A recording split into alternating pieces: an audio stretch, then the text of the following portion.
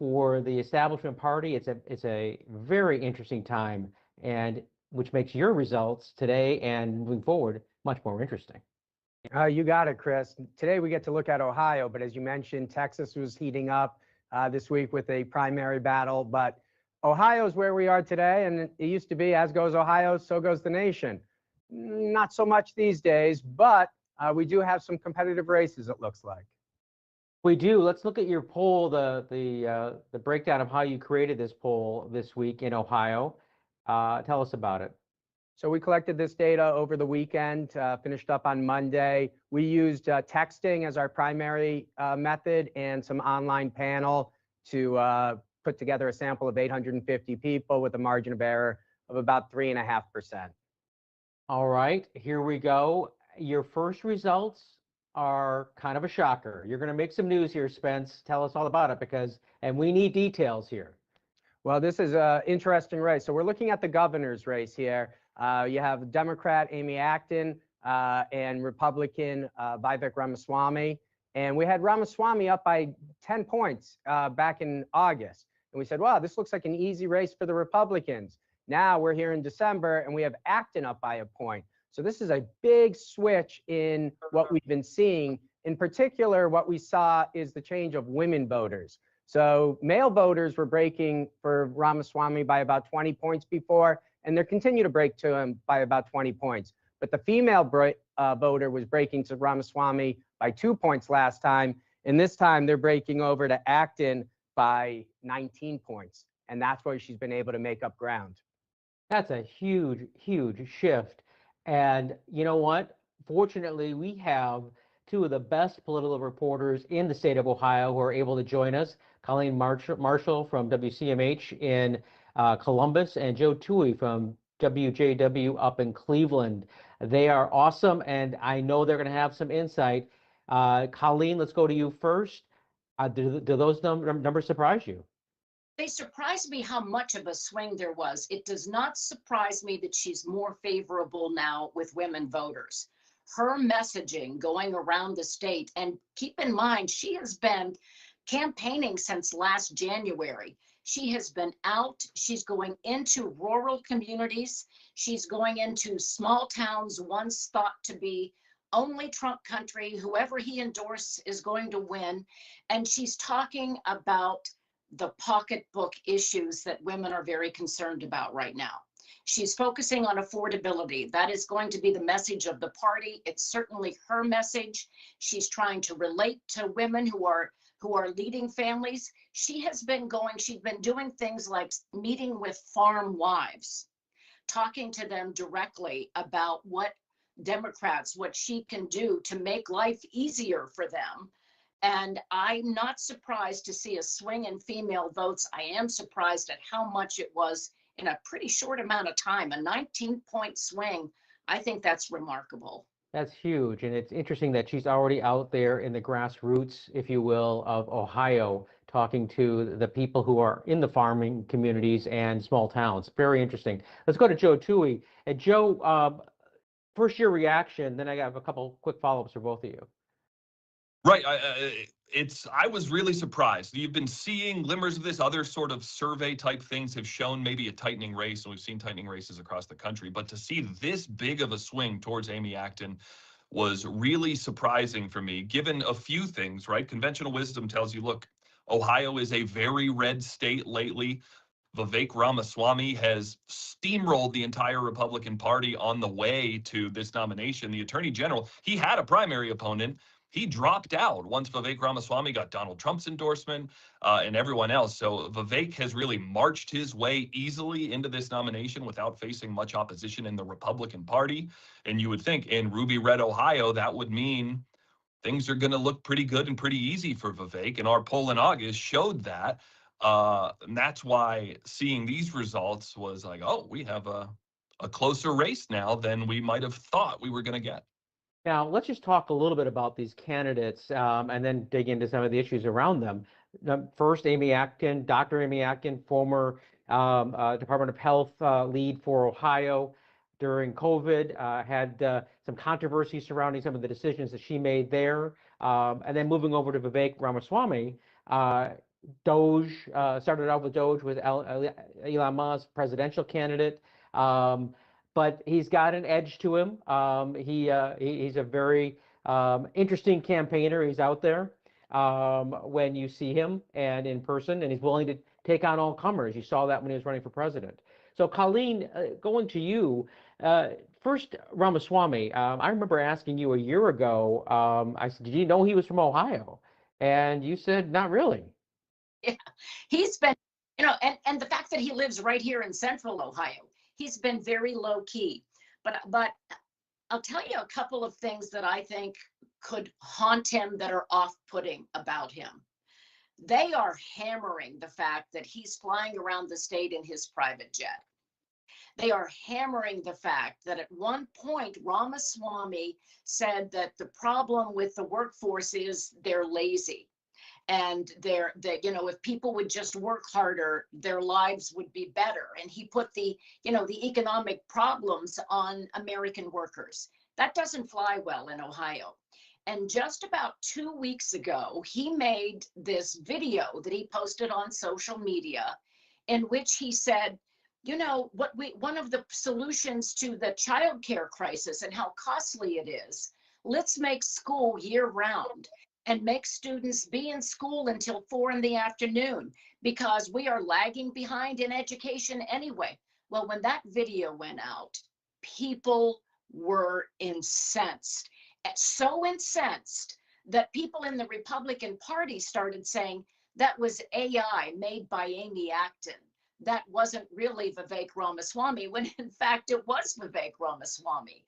So he's launching these idea balloons because he is a pretty progressive, or pretty far right person with different ideas. And I think that is off-putting. It is off-putting for mothers. That could also be one of the reasons the swing. It made a lot of people really angry. And then he and the party tried to distance themselves from it. But they'll be using that in campaign ads against him. Right. And Joe, Amy Acton has her own baggage, if you will, that she's got to kind of put on the back burner in order to win this race. Tell us a little bit about that.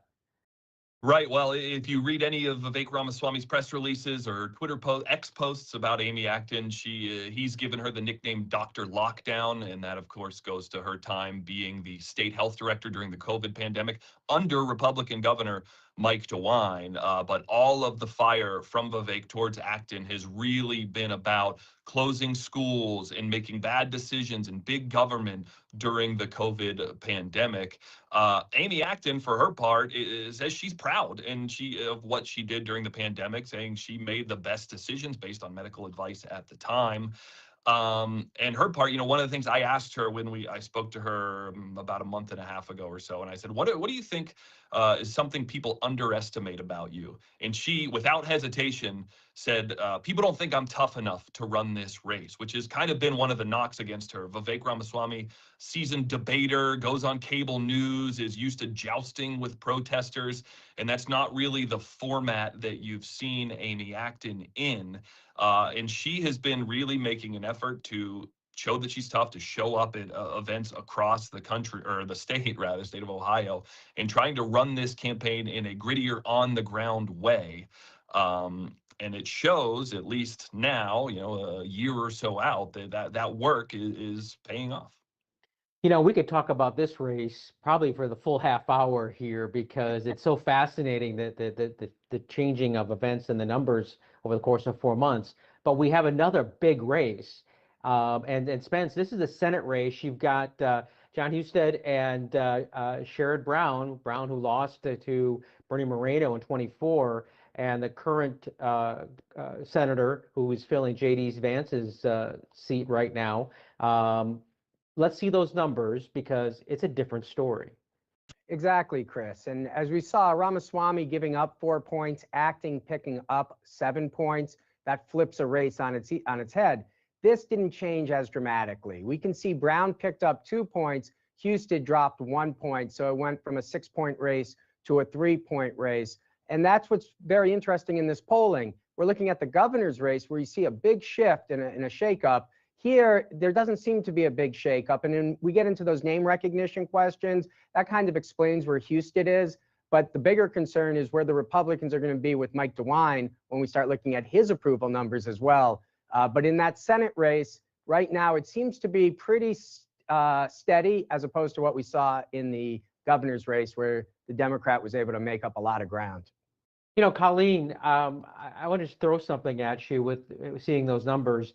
What we're seeing in our show as we poll across the country is the new, fresh face, maybe more progressive, but more energized, is really doing much better than the same old candidates that have popped up on that still are around. The Chuck Schumer recruited candidates.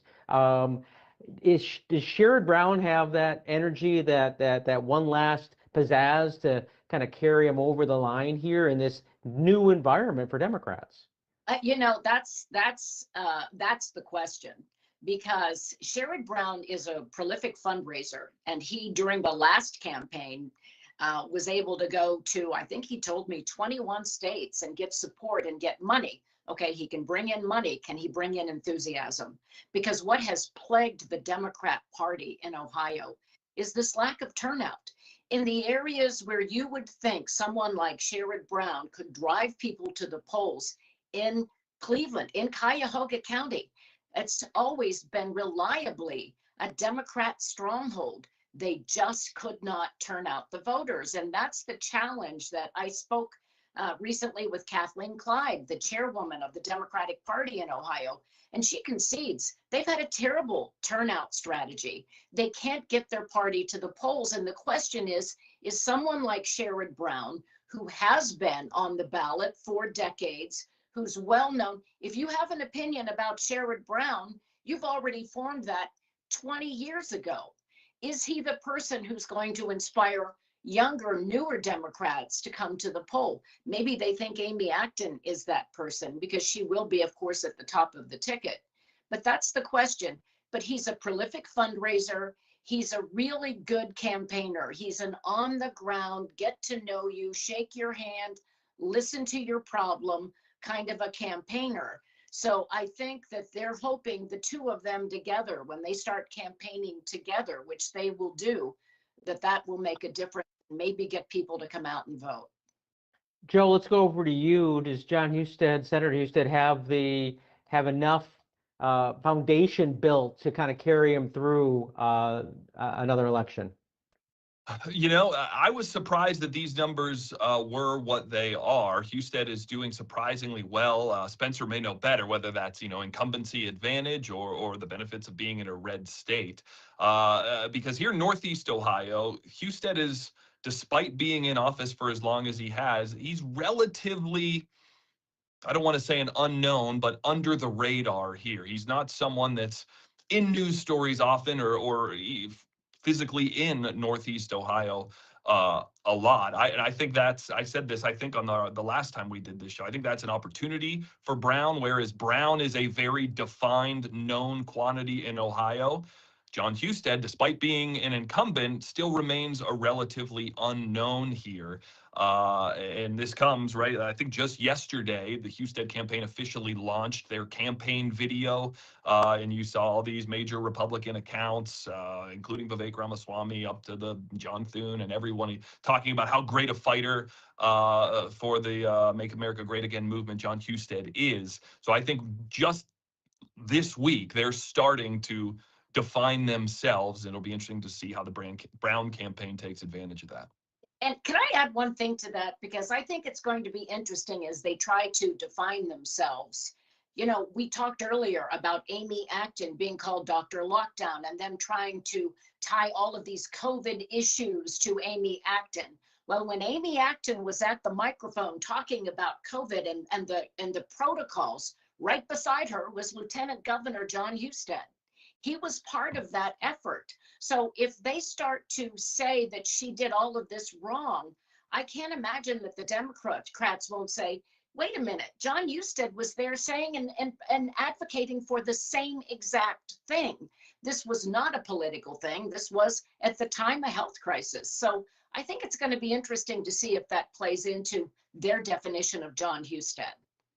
Sounds like we could have a couple of great races in Ohio coming up here in the November elections in 26. We do have to take a quick break. It's time to pay the bills. We'll be right back with more from Political Power Ranker and more results from Ohio.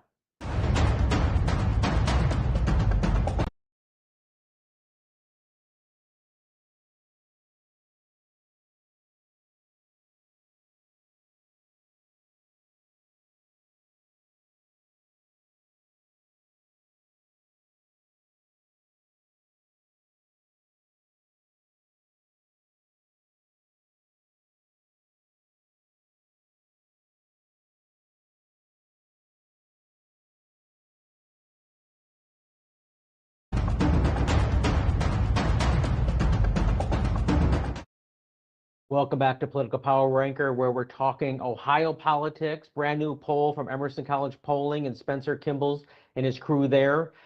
The next slide up we have is your favorable, unfavorable ranking within the state politicians. Let's look at it. Well, Chris, as Joe and Colleen were pointing out, look at John Husted. He's got 38%, never heard of him.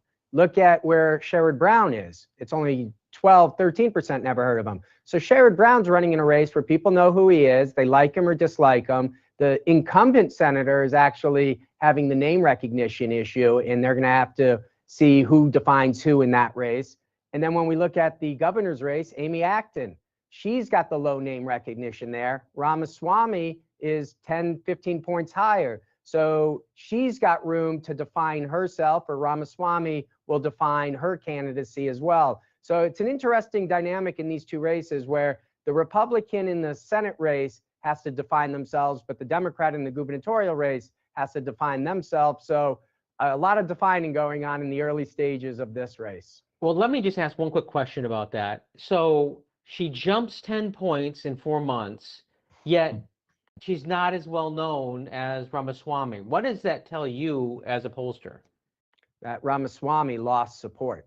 So that he came in popular, but now as people are looking at him and they're saying, hey, maybe he's not as popular as I thought he was going to be. And his support is maybe softer than where Sherrod Brown would be because he's fairly newer to the conversation. But to see Ramaswamy's overall favorability being split tells me that he does have a split audience there that he's trying to win over. He's not as popular as, let's say, J.D. Vance. And so you will have some room to make up. But he's got 10 months to do so. And the Republicans have a strong state in Ohio, and I'm sure they'll try to circle the wagons.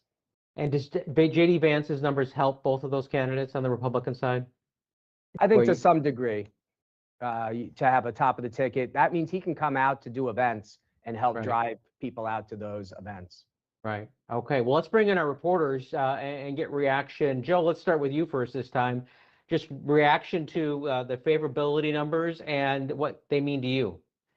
Well, the J.D. Vance numbers specifically now make a lot of sense because one thing that really jumped out to me, I mentioned John Husted officially, launched his campaign this week. They released the video of, walking in the factory and talking about fighting for you.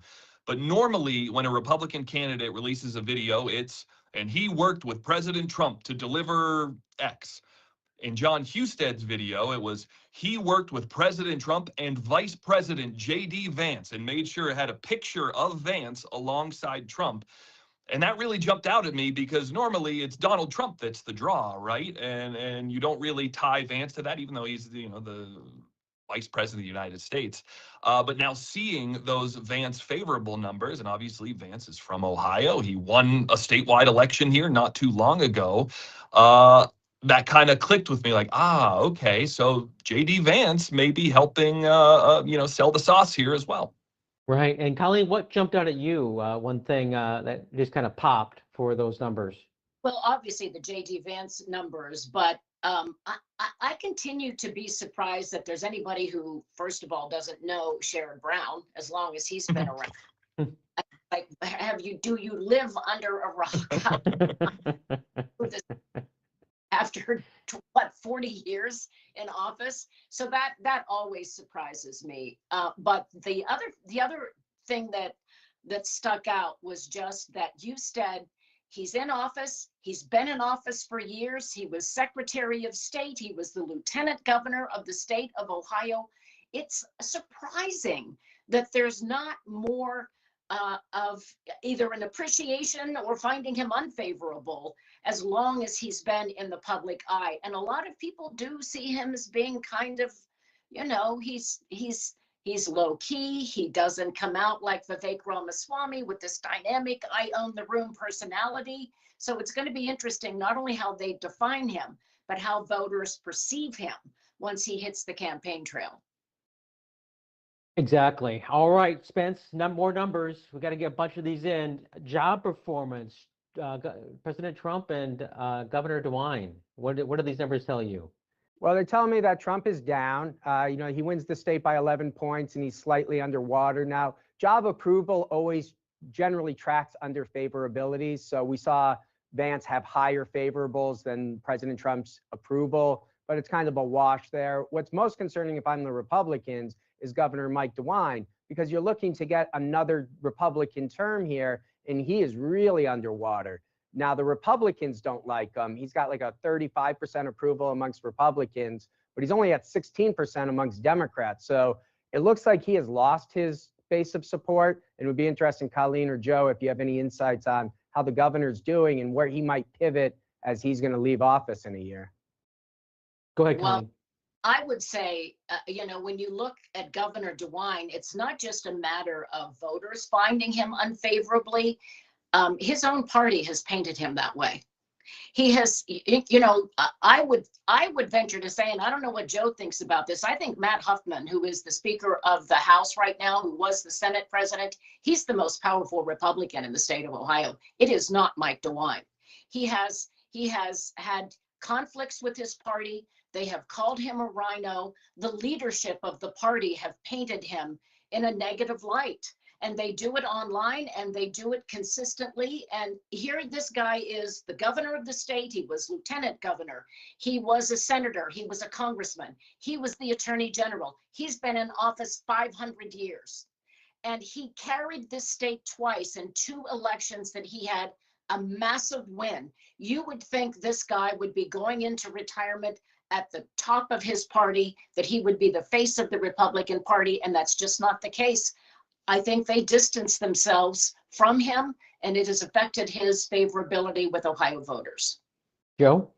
I completely agree. I was blown away seeing these numbers, right? He won by 25 points we're talking about a governor's race right now that's tight.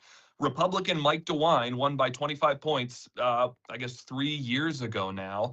And I think part of it is, you know, Mike DeWine type Republicans are just not the Republican Party anymore. He's not a Donald Trump Republican.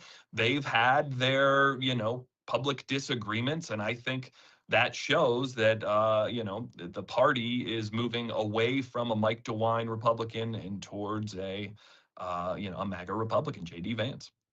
And speaking of the issues that need to be dealt with, Spencer, you have a slide on what's important to Ohio voters right now, and it's not a shock.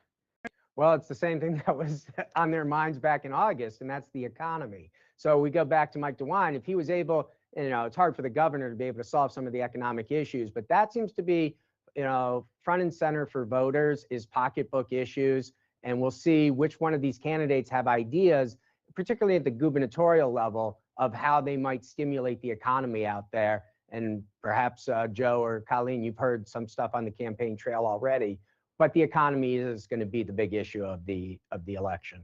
And we're going to go to another slide right now because this next slide shows what Ohio voters, what they think about who can fix it. Well, that's exactly it. And this is a glimmer of hope for the Republicans. So we're sitting here saying, well, their numbers are down, especially when we compare them to where Trump was. But when we ask voters, who do you think is going to be able to solve the affordability? It is a +6 for the Republican, but you can see it's 19% undecided. So both parties are going to try to make the case that they're going to be better for the voters and better for the economy. But obviously time will tell where these numbers shift. Joe, 30 seconds on the issues here. What's your takeaway? Yeah, I mean, post elections, right? New Jersey governor, Virginia governor, NYC, cost has become the name of the game. Everyone's talking about costs. Vivek, it's taxes. And as Colleen mentioned earlier, that's where he got in trouble, talking about bringing the cost of childcare down by extending the school year round, make it go till 4. So I think he's still finding his voice on that. But yes, cost is down. A little surprised by the immigration number, but yes, that all tracks for me. Colleen, what about you? You got 30 seconds. I think that because the races are as close as they are, that 19% undecided stuck out to me, because those are going to be the voters who help decide this. And both parties have to be directing their votes, their messaging to the undecideds, and in Ohio now to the independents, because that's what I think will decide this race. Fascinating insight from both of you. We got to take a quick break. We come back. Spencer's up and down for the week. So don't miss it. Stick around. We got one last segment.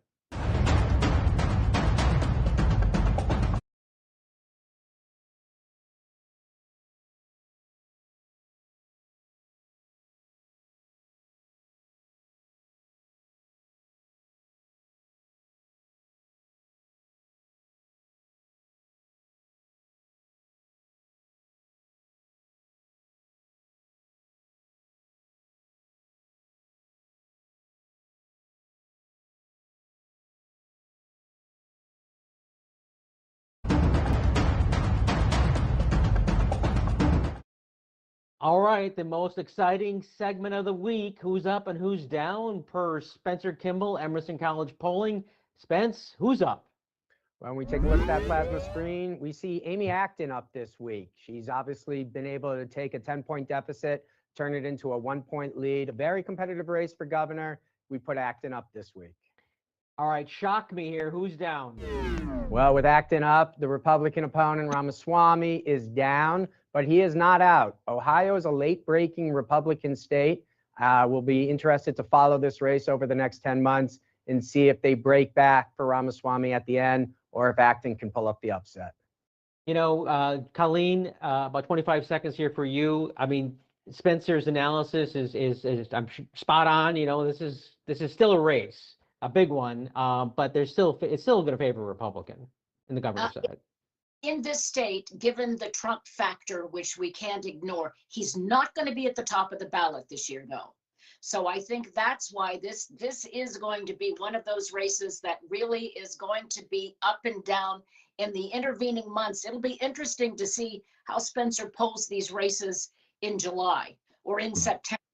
You know, and it all depends on, I think, the Trump economy, and how people perceive some of the ideas that are coming out of Vivek Ramaswamy and Amy Acton's camps, because as we've seen, some of those ideas can really move the needle. Joe, some quick thoughts. I just completely agree. Amy Acton has to be up. You know, there was a point where Tim Ryan, we didn't mention, was threatening to get in. They thought she was a weak candidate. She's proving a lot of people wrong with these numbers. It's a tighter race than expected. Awesome. Thank you very much, Joe. Thank you, Colleen. Spence, as always, great numbers. Everyone, just a couple of housekeeping items. Number one, go to NBC4i to watch Colleen Marshall's show, Sunday Briefing. Go to fox8.com to watch Joe's Battleground Ohio, brand new show on our digital platform up there. And if you're interested in catching Political Power Ranker on social media, you can go at Political Power Ranker and you'll find us. So thank you very much, you guys. Another great week, and we will see you next week on PPR.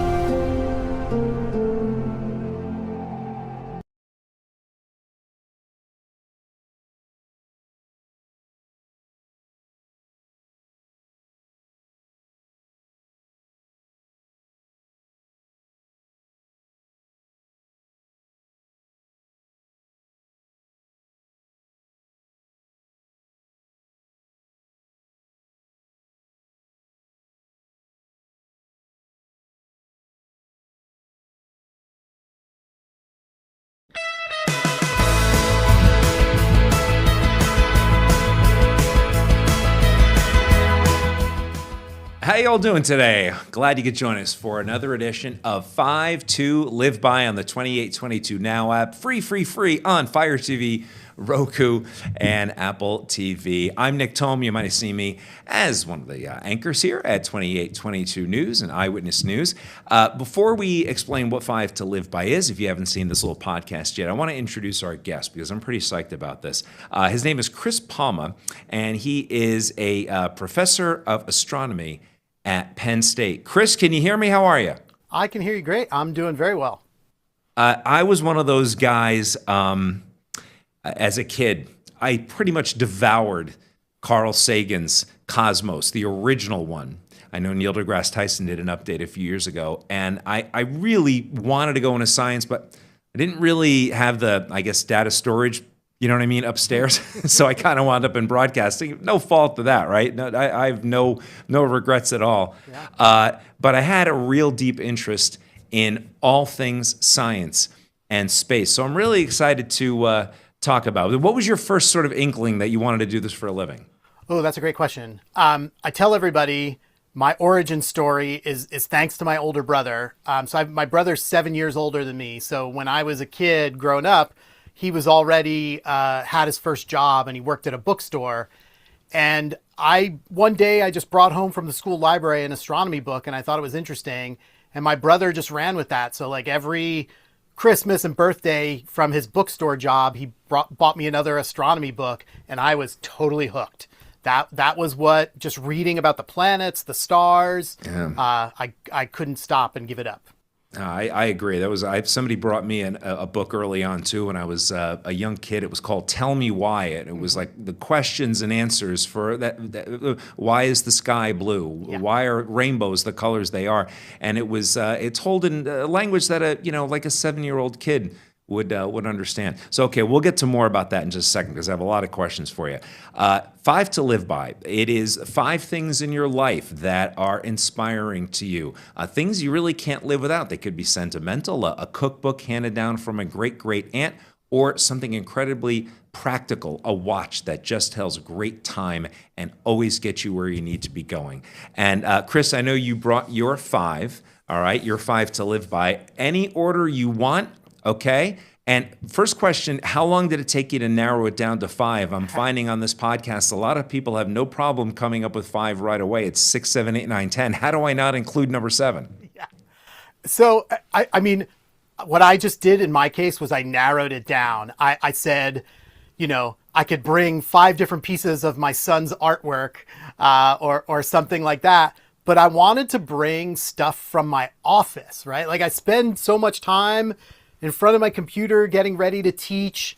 And I thought, like, what are things I have to have in my office either to fiddle with or that become things I show off in my class? So I had 3 of them right away. And then I had to, like you said, I had to narrow down. I had to throw some stuff out. And the last 2 took me an extra day or so to really come up with.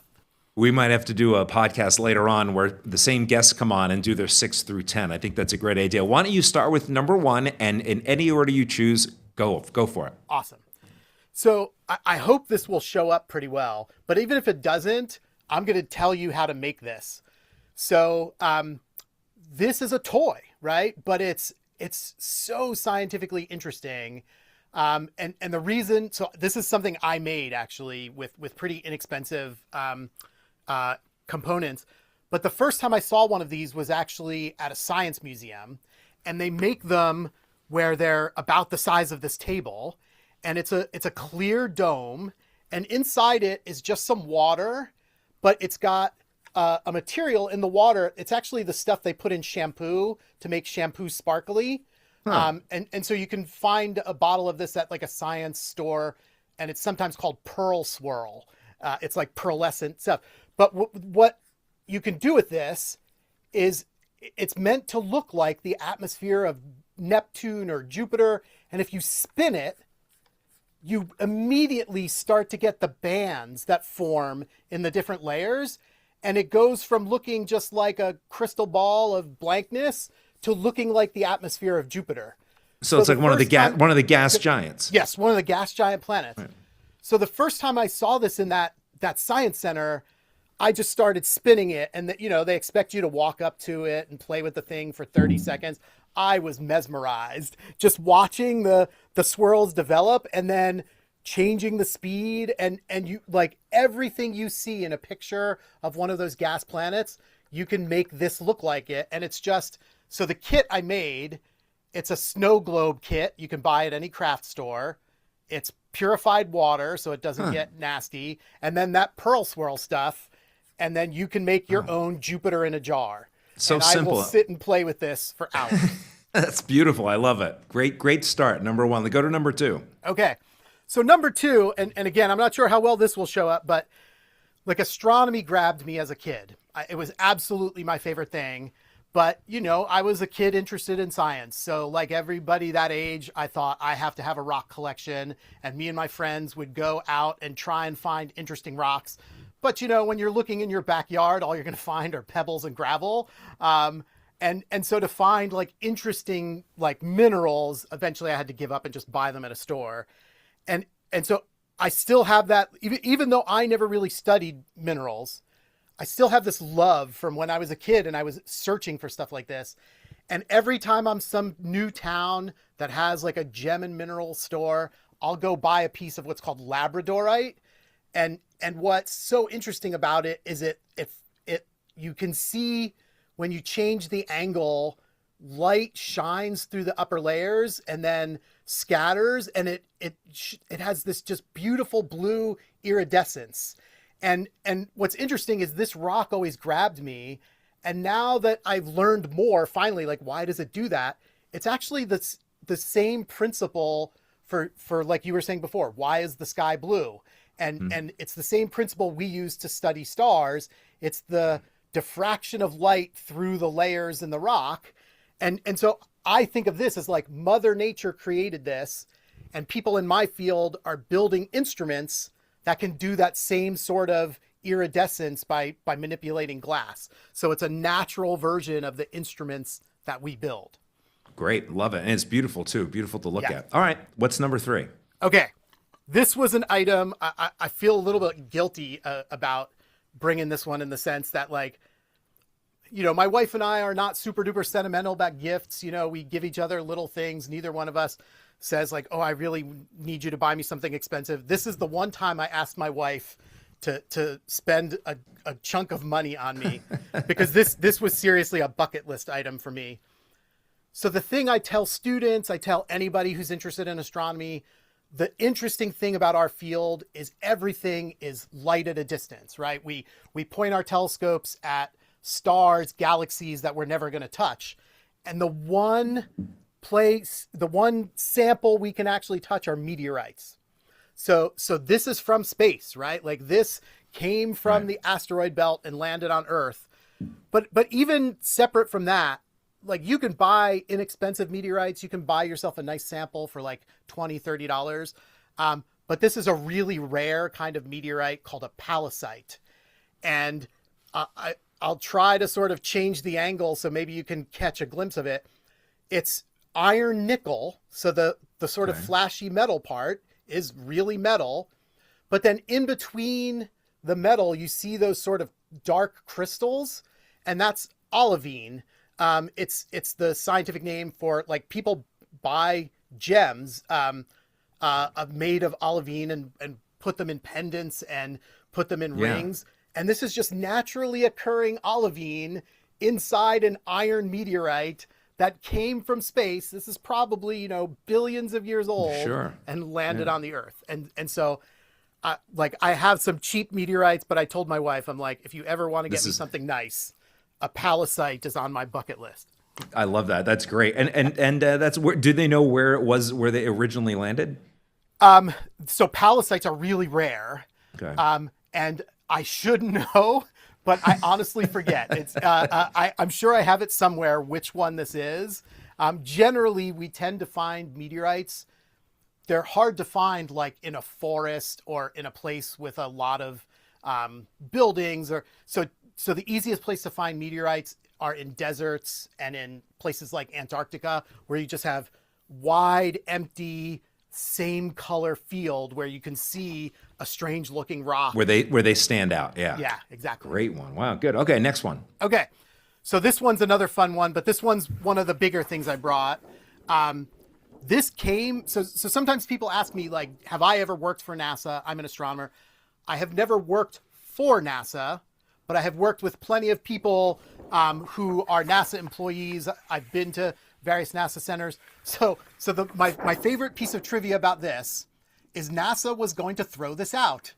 It was in a closet, and they had a bunch of them, and they were just going to dispose of them. But a friend who worked at NASA Goddard Space Flight Center, she said, you know, people would love to have those. Can I just keep them and give them out? And so what this is, it's from the 1960s. It's from one of the NASA lunar orbiter missions.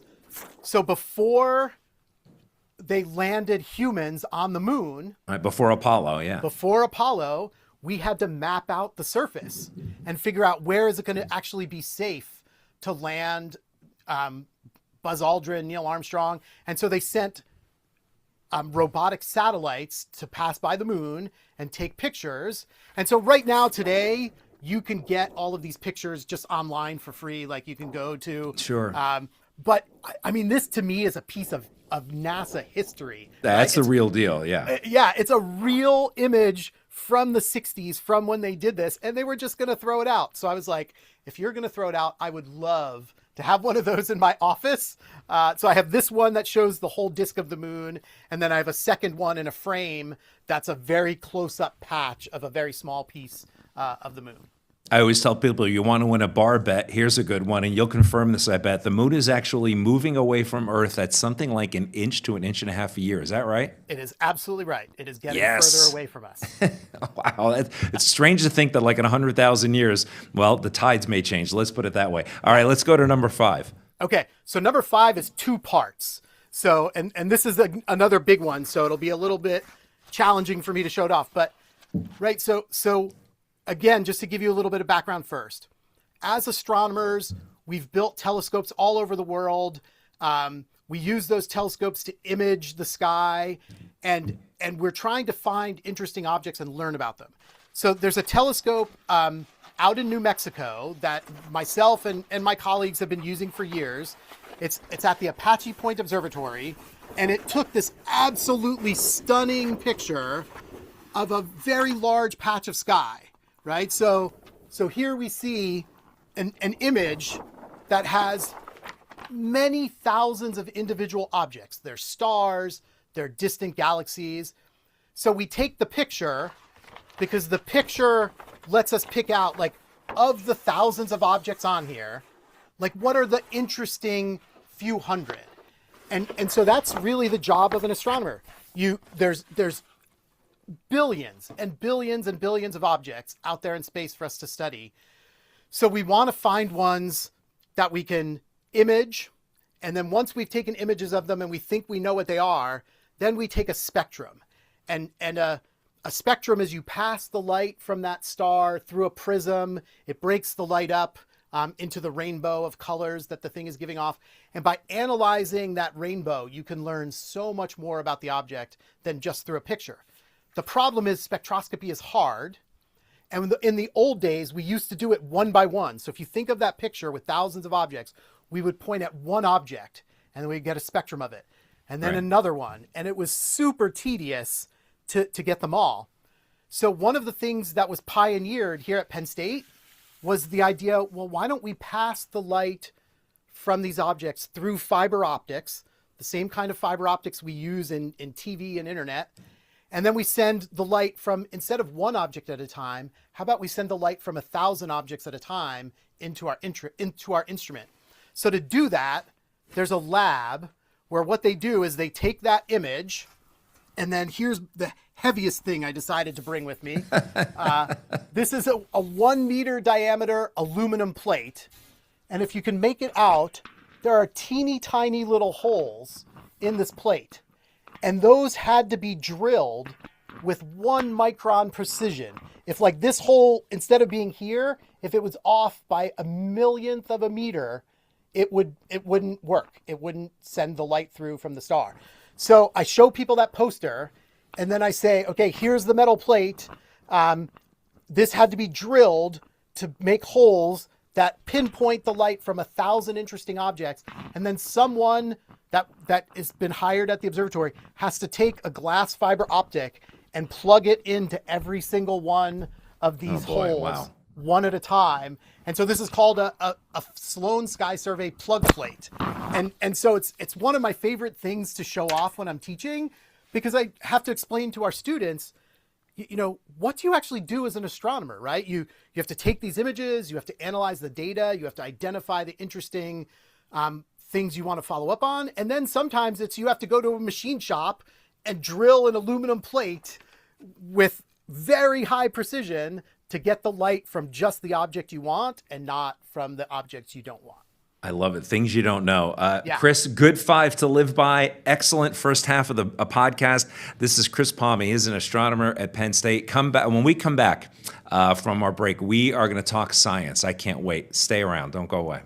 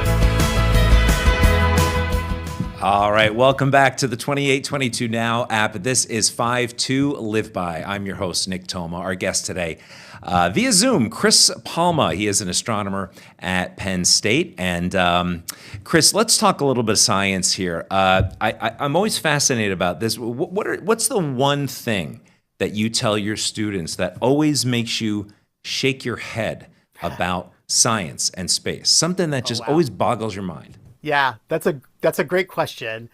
And it's a tough one to answer, because honestly, give me a different day and I'll probably say something else. Like, the thing about astronomy is there's so much just like mind-blowing things. But okay, here's one of my favorites, and it's one that I honestly told my students just today in class. You've heard about black holes, I'm gonna guess, right? Yes, Okay. yeah. So black holes, they're really odd objects. They warp space in a very peculiar way. And so what I mean by that is, like, so we're used to light shining at us and light comes at a straight line, but a black hole can actually make light orbit, right? You can make, if light gets too close to a black hole, Right. it will orbit around that black hole just like a planet. So this is a thought experiment. We can't ever do it, but let's say you and I could fly in a spaceship and we could Okay. fly to a black hole. Right, And which we there could- is one at the center of our galaxy, Yes, right? we could go there, right? Right. So we get there, and if we're at that exact distance where light is orbiting the black hole, if you look forward, you're going to see light coming from behind you. So if you look straight ahead, you will Right. see the back of your head. Wow. Okay. So it's really is like bending space there. Yep. Am I also right in saying if you were to somehow enter that black hole, you're not coming back? Yeah. So there's and even there's a worse issue. Like, sometimes people say, like, oh, you could jump in a black hole, but you would never actually make it, because Right. you brought up tides before. If you got close to a black hole, you would feel a tide between your feet and your head, and it would start to stretch you out, and it would Yeah, stretch you out until you break apart. Not good. I just think the vastness of space blows me away. Let's talk about this one because it's relatively current. This 31 Atlas comet that it's getting a lot of press because it does some kind of odd things, and it's a lot of social media and is talking about like how it has sort of alien properties. Tell what it is in layman's terms and why it's so different. Yeah, I'd be happy to do that. And I'm laughing because this is definitely the question of the month that I've been answering a lot, right? So comets are fairly common. There's many of them in our solar system. There was just a few that you could easily take pictures of over the last few months. And so comets, they're part of our solar system. They, some of them start out past Neptune, some of them come from further away, but they go around the sun over and over again, just like planets do. So this particular comet that you brought up is what's called an interstellar comet. And the reason we know that, it's moving much faster than any of the comets that are part of our solar system. And so what this thing must be is you have to picture our sun and all our planets are moving through space, and there's just this ball of ice just out there, and it's moving, and we just happen to sort of intersect its pathway. So the reason it's going so much faster is it's not part of our solar system. It came from another star. It's billions of years older than our own solar system, and it's going to pass through the solar system once, never to be seen again.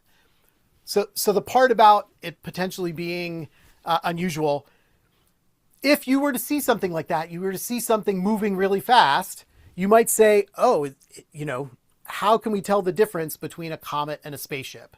And so there is a well-known astronomer who's been trying to say, I think this thing is a spaceship.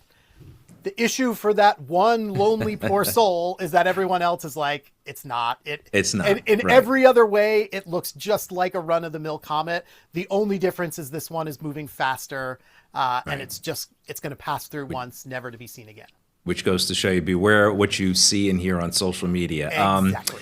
There is a famous a phrase, we're made of star stuff. We're essentially, am I right? We're made of the material of exploding stars from millions and millions of years ago. Is that kind of a really good way to sort of crystallize how you feel you can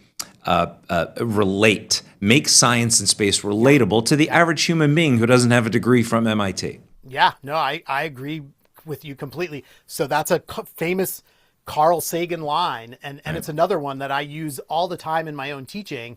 And the way I approach it with people is I just ask them, like, when you think of what you're made of, like, sometimes people will say, well, oh, aren't we like 75% water? Sure, that's right. So what's water? Hydrogen and oxygen. And so then I'll say, okay, where did the oxygen come from? From everything we can tell, the early universe, when the universe just formed, the only thing in the universe was hydrogen and helium. There was absolutely no oxygen for us to breathe or to make water. And every single particle of oxygen that exists in the universe today was created inside the center of a massive star. And so it is 100% true that you are made of star stuff. The molecules that make up your body at some point in the past were cooked up in a star. That star exploded and spread them through the Milky Way before they ended up in you or me or the Earth or the Earth's atmosphere. So I love that quote as well. Me too. I always remember that one really stuck with me. Penn State, you guys have a pretty vibrant astronomy department. In fact, I think I was reading a couple of years ago, you made some new discoveries about a certain type of galaxy. I think it was maybe 2023, 24. So we have one of the largest astronomy departments in the whole country. And it's an interesting accident of history. There was a Penn State professor in the 1920s who started teaching astronomy, and it became popular. So the university decided we should have an astronomy department. We do have a lot of folks who study galaxies. I could be wrong, so you correct me if I'm wrong here. But the discovery I suspect you're talking about is this idea of what are called little red dots. They are a type of galaxy. They're some of the most distant objects we can see. And the only reason we're able to see them at all is with the new James Webb Space Telescope. That telescope is so powerful, it's allowing us to see objects more distant than any telescope that's come before it. And so these objects are still confusing us in the sense that we have pretty good ideas for how galaxies form and what they should look like. And these things don't look like anything else that we've seen before. And so there are definitely 3 or 4 really good, well thought out ideas, but we don't yet know which one is right. So, Interesting. So it's a fun mystery. What's your sort of, I hate to say look into the future, but Yeah. when you consider that, you know, at one point, not very long ago, the fastest you could go was the fastest as far as your horse could run. Not that long ago. And then our over the generations, propulsion has gone from the plane, you know, breaking the sonic barrier. Now we have, I believe it's Voyager is well beyond our initial solar system, at least in terms of the planets. Can you sort of see a time, certainly not while we're alive, but hundreds, maybe 1,000 years from now, where there will be some invention by somebody who's clearly not born yet, where we might be able to reach the stars? Yeah. I mean, that's And that's the $64,000 question, right? Yeah, I mean, everybody wants to know if that's possible, and it's funny because I think back to when I was starting here at Penn State all those years ago. A guy I shared an office with, he said that the only way we're going to answer some questions in astronomy is to do exactly that, to invent that technology, because really everything we know about the universe comes from studying it at a distance, and there's only so much you can learn by taking pictures and analyzing the light from teeny tiny little dots in our telescopes. So I mean, so on the one hand, it's just impossible for us to imagine what could someone come up with 100 or 1,000 years from now. On the other hand, the pessimistic part of me says the distances are so much larger than you can imagine. So that you brought up Voyager. Voyager has passed beyond the planets, and it's taken about, 47 years? I think it's 40 something years. Yeah. Yeah. It's a blip. It hasn't really gone very far at all. Yeah. So 47 years it made it out past the planets. To Yeah. get to the nearest star, it's going to take it 50,000 more years. So Right? we've got to figure out a faster way to travel, and that's that's I don't know. I maybe there's some, again, you know, before Einstein, Yeah. Yeah. we thought, you know, well, this is as far as we can take it, Yeah, and then yeah. he came along and changed everything. So I know, like, is it possible? Maybe, but the scale of things just is so daunting, right? I mean, there are people, like, the great thing is science fiction really does inspire a lot of people, and there Sure. have been some ideas in science fiction. The idea of building what's called a solar sail, a piece of essentially fabric that can catch light and get accelerated to nearly the speed of light. And there was a project to try to experiment to see if we could build real working solar sails, and it was successful. But I don't think anyone is sending a solar sail out to the stars quite yet. All right. Well, I would love to do a podcast one day and talk more about this. This is amazing. I love science, and Chris, you just hit a home run today. Chris Palma is an astronomer with Penn State. Chris, we appreciate you sharing your 5 to live by with us and sharing a little science news and make us think about our universe that's right outside our door. Thanks, Chris. Thank you. Appreciate it. All right, hey, what is your 5 to live by? Email me, ntoma@2822news.com. If it's interesting, hey, you may be our next guest on the 2822 Now app, free on Fire TV, Roku, and Apple TV. Have a great night. Hope to see you back here next time.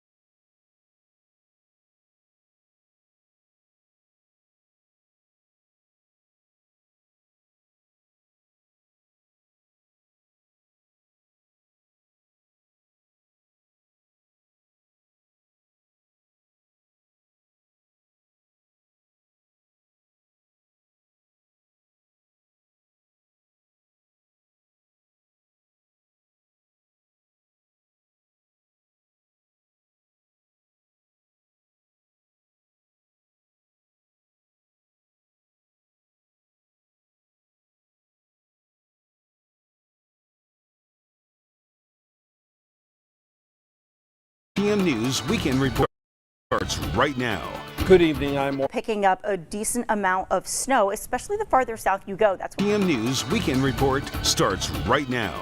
Good evening, I'm since this evening, some of it a little steadier and heavier, but this is enough that it's making for some dusting off of the cars before you head out the door. And you're also going to be looking at a potential for some wet roadways. Some of those have been snow covered. So it really depends on where you are. They have already reduced speed limits on some of the area roadways, so keep that in mind. Most of this snow, as you can see, is covering all of northeastern and central Pennsylvania, but toward Hanover Township, Back Mountain, down towards Sunbury, Pottsville, it's a little bit of a darker blue. That's where some of the more moderate to steady heavy snow showers are going to be. Now, this snow is going to continue for tonight. The highest amounts are going to be the farther south and east you go. The smaller amounts, the lesser amounts, the farther north and west you go. And like I had mentioned, if those roads are untreated, it is going to be slick. So this front pushing through, we have snow still all the way back into the Ohio Valley. Still some snow yet to fall here into the overnight hours. And when you look outside in downtown Wilkes-Barre, you could see the snowflakes floating around. It hasn't been super steady and heavy, but it has been pretty consistent. Temperatures right now in the upper 20s, Wilkes-Barre, Scranton, 25, Montrose, 26 into Williamsport, 28 in Pottsville. And look at this, temperatures in the teens to near 20 for the overnight hours. I am tracking even colder air coming up in just a few. And PennDOT has reduced the speed limit on I-81 in Schuylkill County. So Valerie will check back later. Several people are out of their homes after a devastating fire in the Shamokin area. The fire tore through a neighborhood, forcing a major emergency response and cutting power across Coltmont. 2822's Brian Orban walks us through what we know about the 4-alarm fire on Scott Street. Firefighters from across the region converged in Coltmont to tackle a fast-moving fire. Check out the massive flames shooting from one of 3 homes that became engulfed Saturday morning. 2 other homes were also damaged. The fire quickly escalated to a 4th alarm, pulling in fire crews from multiple departments. This, particular fire was complex with how many different structures that we had involved. So when you have homes that are so close together and there's so much fire involvement off of the get-go, it's just very easy for it to spread until you get fire crews on scene. Coltmont Deputy Fire Chief Marshall Merarkey says he was the first to arrive on scene. When he arrived, 3 homes were already heavily involved. As crews worked to knock down the flames, safety became a major concern. There was a firefighter at some point that ran out of air but was making his way out of the structure. We sent crews in with him to get him a fresh air cylinder and help him get out, but he was not injured. By the time crews got control, 5 homes were damaged, including 3 of them that were destroyed. The fire also triggered widespread power disruptions. Originally, they just kind of dropped the grid for the entire town of Coltmont, and then once PP&L got on scene, they were able to scale that back and isolate it to just this block. As firefighters rotated through the scene, community members stepped in to support both crews and families forced from their homes. I've just been trying to help as much as I can, running food, giving water. They brought a couple puggies and stuff. They're right now in the rescue tent for our firefighters and those who have been affected. The Red Cross was also called in to help after this fierce fire just before the holidays. In Coltmont, Brian Orban, 2822 News. A state police fire marshal is investigating. The exact number of people displaced has not yet been confirmed. Meanwhile, 2 fire companies and a nearby church have set up a shelter for displaced residents. 1 man is dead after a police-involved shooting in South Williamsport. It happened today at a home on Fairmount Avenue. According to state police, troopers assisted Borough Police after they say 49-year-old Michael Hughes threatened to shoot someone. They say Hughes invited police into his home and then pulled a gun before officers opened fire, killing Hughes. All involved officers are now on administrative leave pending the investigation. An investigation is underway after the shooting death of a teenager in Scranton. This was the scene Friday night at a home on the 1300 block of Bryn Mawr Street. The Lackawanna County coroner says a 16-year-old boy from Taylor died at the hospital after he was shot in Westside. The manner of death is pending the outcome of this investigation. We now know a woman has died from injuries after she and a man were struck by a car while on foot. It happened Thursday evening at Harrison Avenue and Mulberry Street in Scranton's Hill section. The two pedestrians were struck in traffic and taken to Geisinger CMC, where the coroner tonight says 63-year-old Ray Manaxaben died on Friday. There is no word on the injured man's condition or if the driver will face charges. A family-owned business in Scranton is reeling after a hit-and-run crash that badly damaged their property. The owners are now looking for answers, hoping someone will come forward. 2822's Colby Hughes joins us in studio now to explain. Colby. Mark, the family told me while there have been instances when someone sideswiped their fence, they've never seen anything quite like this happen in their 42 years of business. A chain link fence lies crumpled on the grounds of the garden path in Scranton's Greenridge section. It happened Tuesday afternoon after a driver mowed down the fence during the business's busiest season of the year. The phone rang and I answered. It was my son, and I could tell by the frantic tone to his voice that something was off. And he said, "Mom, you've got to get down here right now." I said, "Babe, I just got home." He said, "No, you got to get down here." I looked out the window and I saw the vehicle through the fence. There was a gentleman, I'm not really sure what he was doing. He was outside of the truck. I went out, I yelled at him, "Hey, what's going on?" He saw me, ran back to the truck, jumped in the truck, and just took off. Luckily, no one was injured or that anyone was in the yard when it happened, but the damage to the property is extensive. Pretty much 100 foot of the fence has to be replaced. He ruined all my lights, all my temporary lights. The light bulbs doesn't seem like much, but it's a couple $1,000s worth of damage. The absence of any nearby cameras has the family resorting to Facebook for any tips. But days later, there are still no answers, and the crash is still keeping them up at night. Well, I couldn't believe that someone was going with that kind of force. The what-ifs are what's causing the most stress for them. If there had been people that were here the day before, just one day prior, we still had quite a few trees, and there might have been people standing right there where he came through. Knowing the people that come here, that would be utter disaster for us, because we would never get over the fact that to come to see us, someone was injured. It will take some time to fix the damage, but the family's determined, and they are hoping whoever did this will do the right thing. Just to hold them accountable. You know, that's all we're really looking for. Like I said, God forbid somebody was standing there, you know, he really could have caused some major damage. Anyone with information regarding the incident is encouraged to reach out to Garden Path or Scranton Police Department. For more information, head to our website at 2822news.com. Live in studio, Colby Hughes, 2822 News. Mark, back to you. Colby, thanks. The campus of Brown University is on edge tonight after a deadly shooting. Gunfire erupted this afternoon at the Ivy League campus in Rhode Island. The mayor of Providence says a shooter dressed in all black killed at least 2 people and injured 9 others. Police searched on campus for hours looking for the shooter, despite previous reports he was taken into custody. So far, no one is in custody, but the Rhode Island governor vows that will change. We're going to make sure that we catch the individual that brought so much suffering to so many people. Authorities are now sifting through video captured by university security cameras and neighborhood ring cameras in search of images of the gunman. It is